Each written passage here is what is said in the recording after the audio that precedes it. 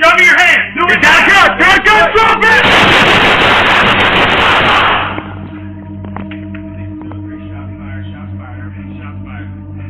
The hallway of Novant Health Huntersville Medical Center should have been silent that night.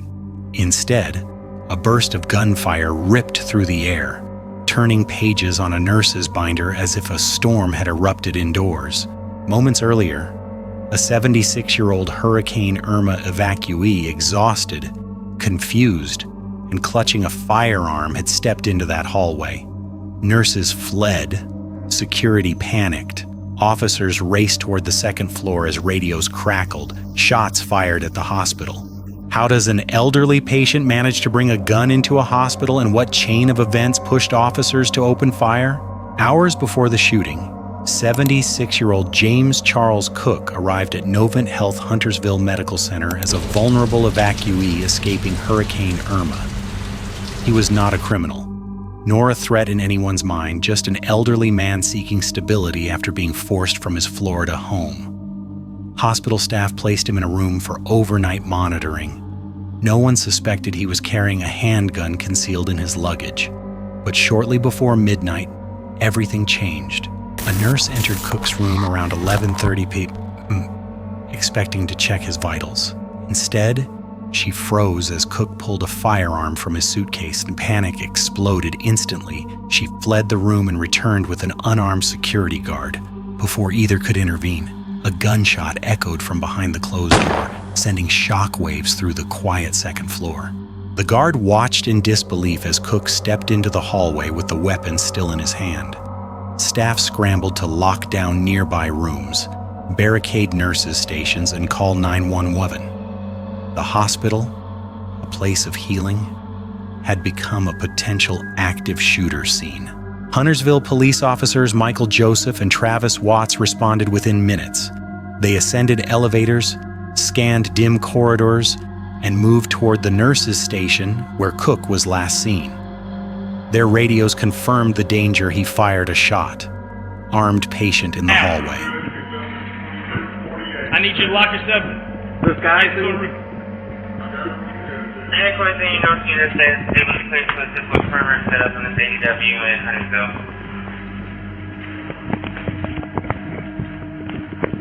Where the stairs? Okay, I'm taking this. Hey, let me know that the security guy just said he's upstairs. What triggered Cook's sudden breakdown? How did a disoriented evacuee turn into an armed threat inside a hospital? The answers began unfolding the moment officers rounded that final corner. Officers Joseph and Watts entered the hospital with urgency but caution. Their body cameras captured the surreal quiet of the second-floor doors shut, lights dimmed, the soft hum of medical equipment contrasting sharply with the tension in the air. A nurse pointed them down the hallway, whispering, "He fired. He has a gun." Hey, let me know that the security guy just said he's upstairs.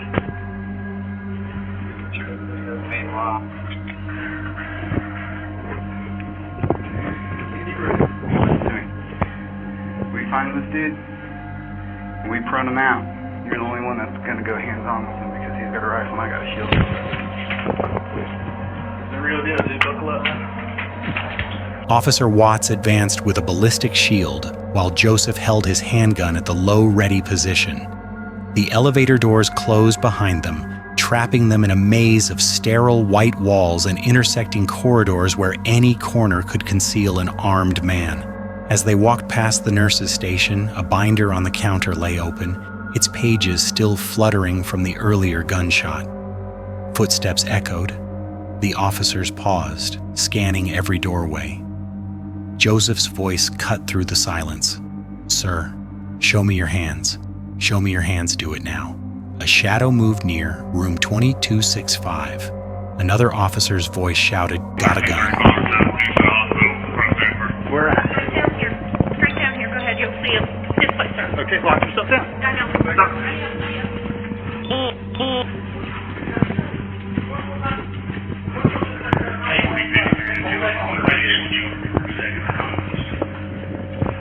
got an armed officer right here looking down that way. He's right on this section now. 5-0 is that for? I'm here. 11-11-21, clear hits the main route. I don't see anyone. 6203, I need everybody to stay off the Air Force 6. Hold on, stop.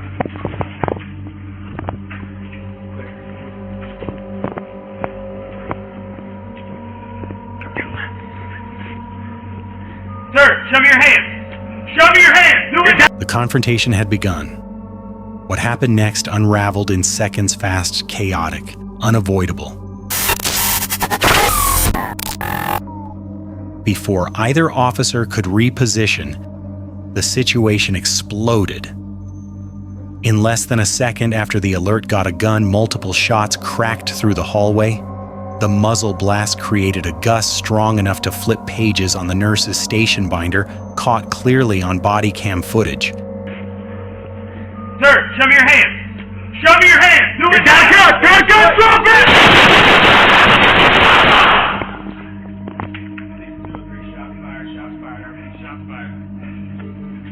Austin, get back over here. Sir, put that gun down. Drop the gun. The 76-year-old man, James Charles Cook, never fully appeared on camera, but both officers later testified that Cook had stepped into the hallway and pointed a handgun directly at Officer Watts.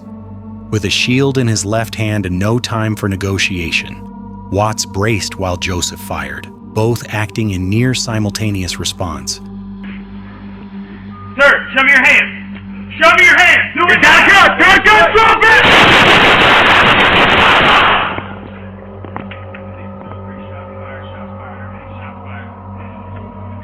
Austin, get back over here!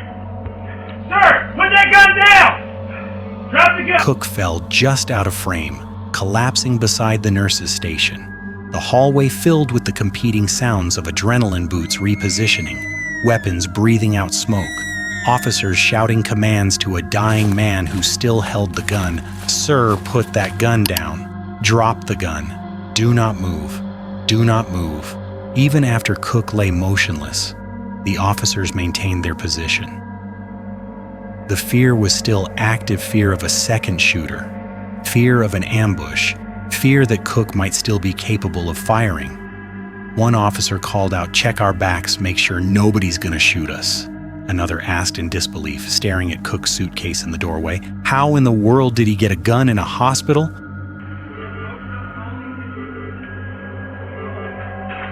Hey, Ben, can you just help check all the rooms along that hallway? Check all the rooms, make sure everyone's 10-4. Come on, anybody going this way? No. Yeah, Did you check every room? you hit a good thought. Check every room. We shot Every room needs to be checked in that hallway. I shot that way, sir. From where Brad is? We're all right here. Sir? This way. But the immediate question was simpler: was the threat truly over? Within seconds, the once quiet medical wing became a controlled battlefield. Nurses ducked behind counters, patients closed their doors. Officers moved with rigid precision down both sides of the hallway, sweeping for any additional threats.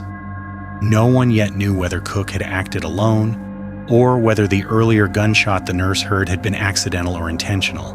"Check every room. Every room needs to be cleared," an officer commanded, his voice clipped with urgency.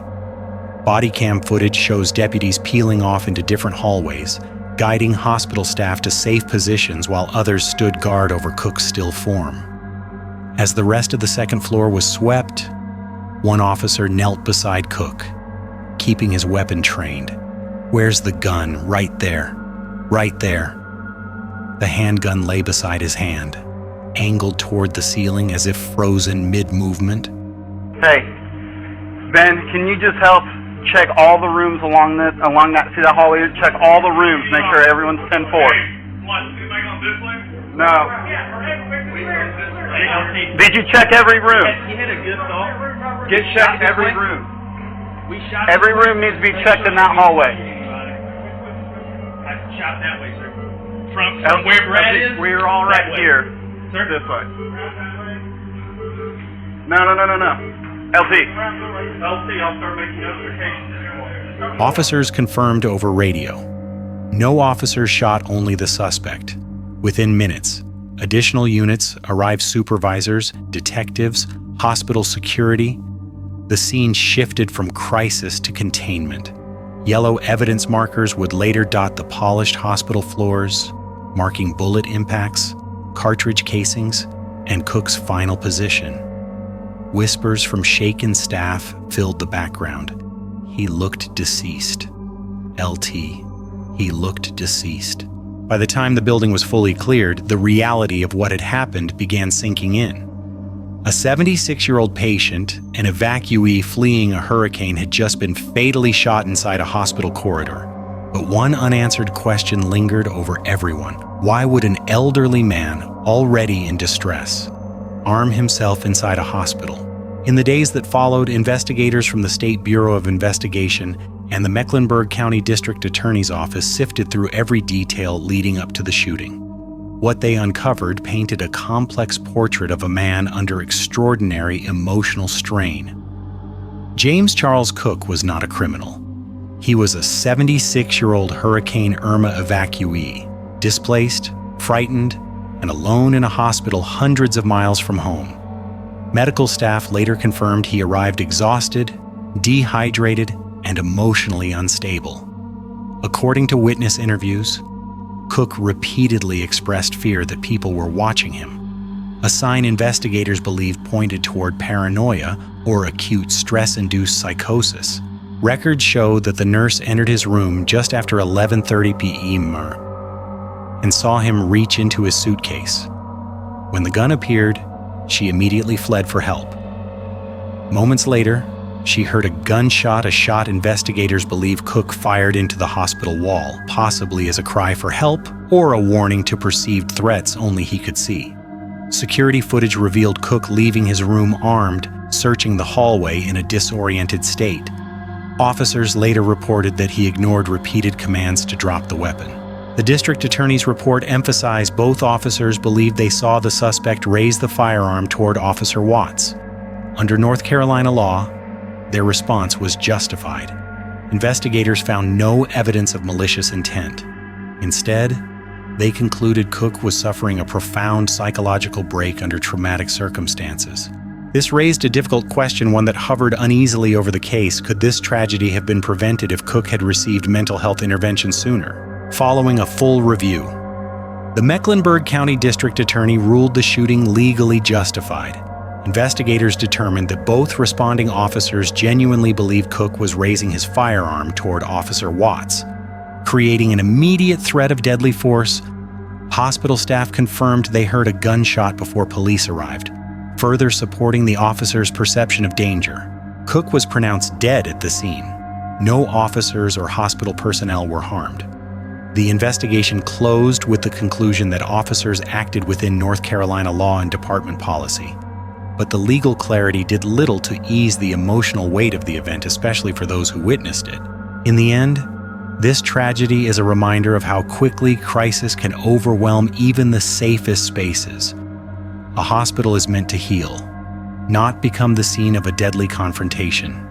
For nurses sprinting down hallways, for patients listening in terror behind closed doors, and for officers forced to make a split-second decision, the night left scars no report can erase.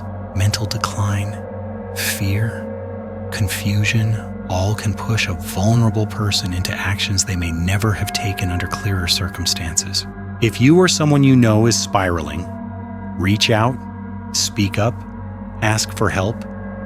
One conversation may stop the next tragedy before it begins.